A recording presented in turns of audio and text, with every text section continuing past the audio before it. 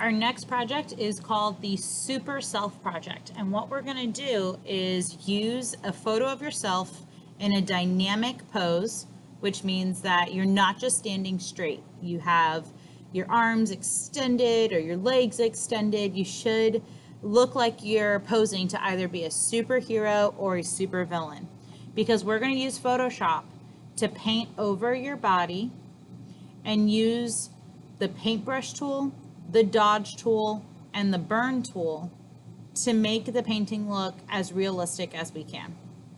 And then we're going to use those same tools to add a background and transform yourself from just a high school student into a superhero or a supervillain. And I'm going to show you how to use these three tools to do just that. So you're going to open Photoshop. And we're going to open your photo of yourself. So you want to hit File, Open. And if you took your photo on your phone, we need to make sure that it is a JPEG photo, not an HEIC. HEIC photos are actually live photos. So if you took your photo as an HEIC and you see it as an HEIC file when you bring it into the computer, just hop onto Google Chrome or whatever internet you use and Google HEIC to JPG, and hit that a search.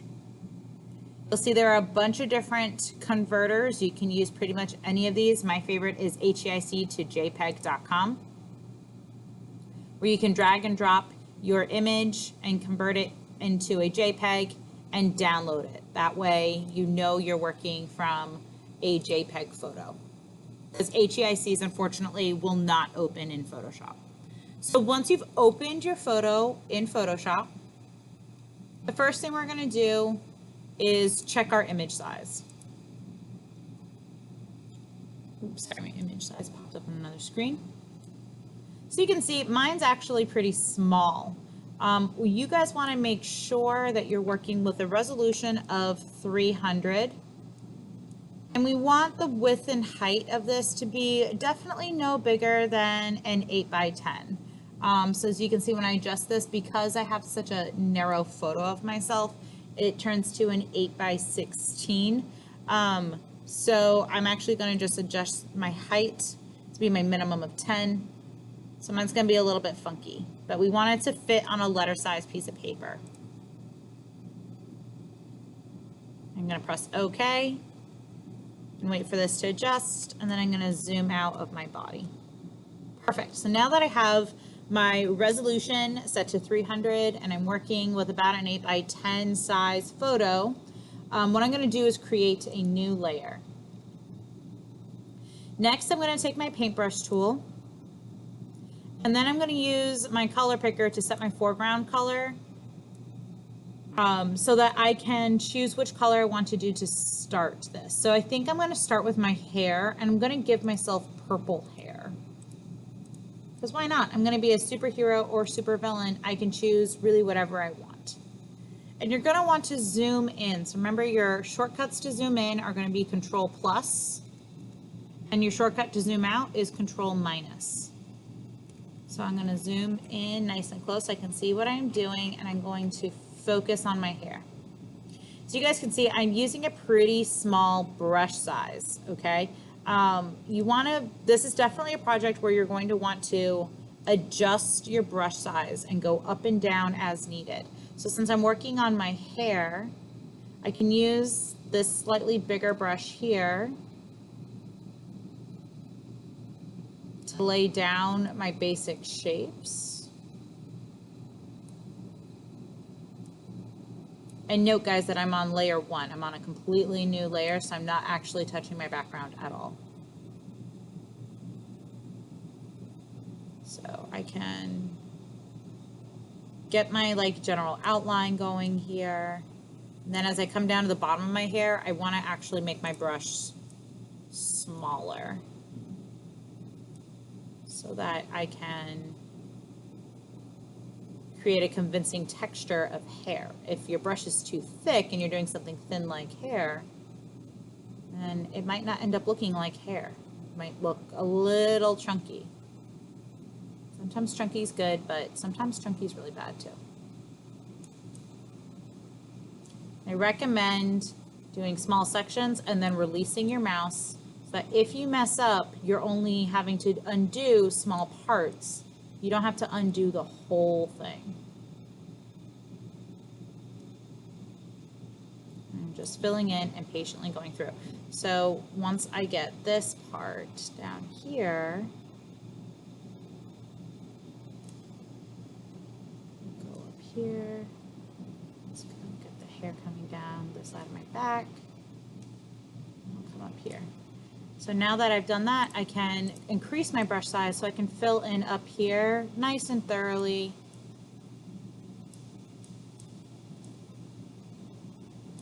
And it just kind of speeds up the process a little bit. Okay, but if you think you're gonna run into accidentally running over your lines that you set down, I really recommend just don't be afraid to change your brush size and go bigger, go smaller, do what you gotta do. All right, so I've got this purple laid out. I've got a lot of purple hair going on here. All right, so right now it's just one big block of purple, okay? Even though I'm tracing a photo, I've lost all sense of this looking like a photograph. So what I'm gonna do is apply highlights and shadows, and I'm gonna use two tools to do that. On your toolbar, if you have it doubled up like mine, you're gonna look for a pin looking tool, and that's called the dodge tool. And what the dodge tool does is it applies highlights. Right, so you can see as I'm clicking and dragging, you can see a highlight getting added into my hair here.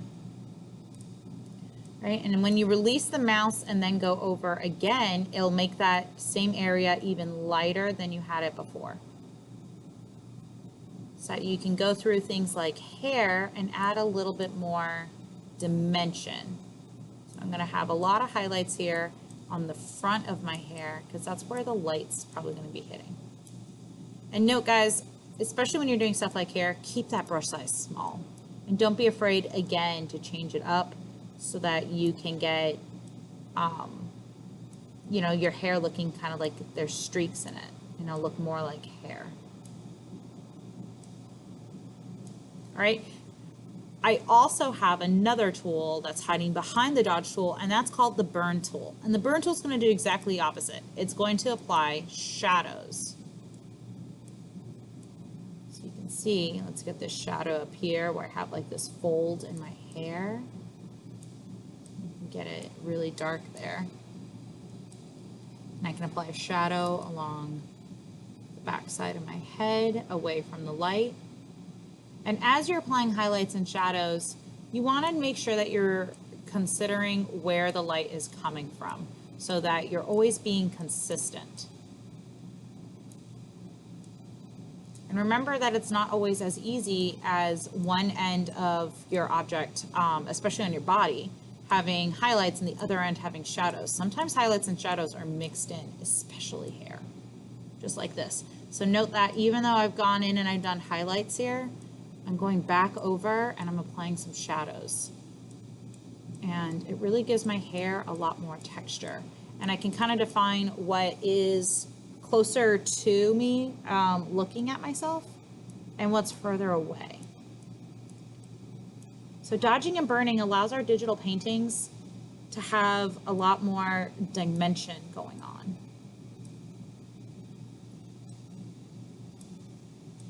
And we can add a sense of realism. Right, so there I am. Instead of having just a block of purple, now I have something that actually looks much more like hair.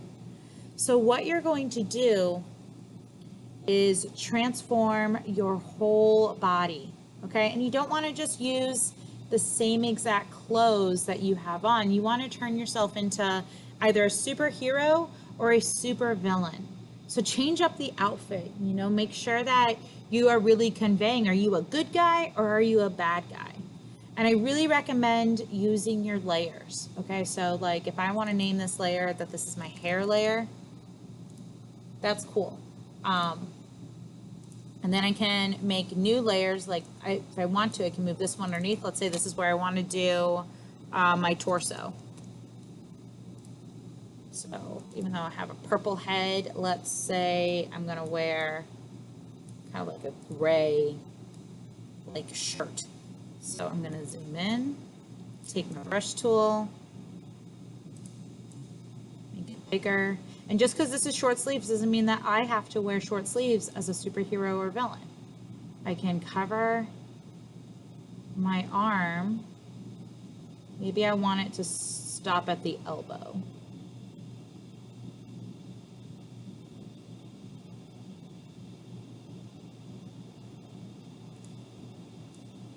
Get a little bit more of my arm in there.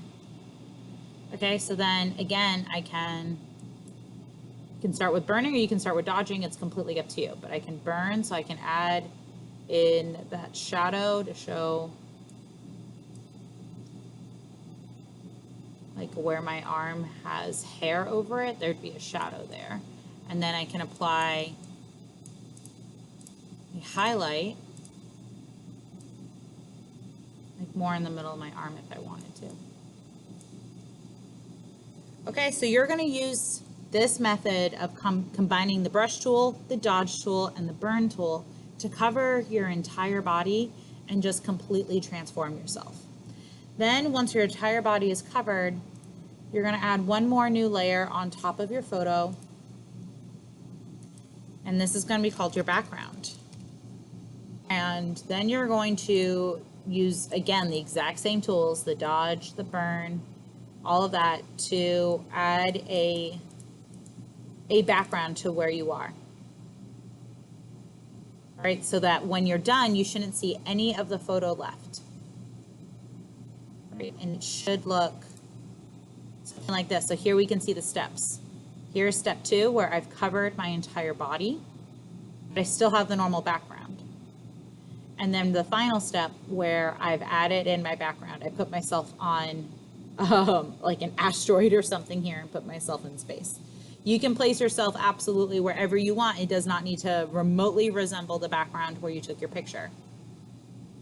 Make sure that when you are completely done, you are going to remove that background layer. So with your photo on it, not the background that you painted.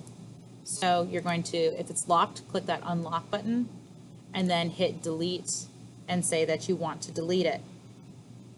All right. Once you have deleted your background layer, you're going to go to File, Save As, and always save your work as a PSD so that you can make edits to it. But to turn in your work this time, you're going to save a PNG copy and turn in the PNG. Whenever we're working strictly with photos, we save our work as a JPEG. Whenever we are dealing with any type of digital painting, like using the paintbrush, dodging or burning, we're always going to save our work as a PNG. So you're going to save your work as a PNG and then submit it on Google Classroom. And you guys can see here a few examples that some of my students have done before of what it looks like when you cover the whole background and you've dodged and burned throughout your body. So you can see you can get a lot of detail, like doing all of your fingers and including your fingernails in there. And if that kind of intimidates you, then yes, you can totally keep the details a little bit more vague. And it doesn't need to necessarily resemble you at all. Right, here's one of my favorites that a previous student did, where he got a jumping photo of himself. And his weapon is actually a paintbrush, so he is soaring paint through the sky. So please just keep in mind, everyone, that there are a few rules here. Let's try to avoid inappropriate nudity as well as weapons, okay? There are no guns allowed in your artwork. So please make sure that your superhero or villain does not have a gun. That being said, you can be very creative with your other choices of how you want to transform yourself. So I hope you have a lot of fun with this project.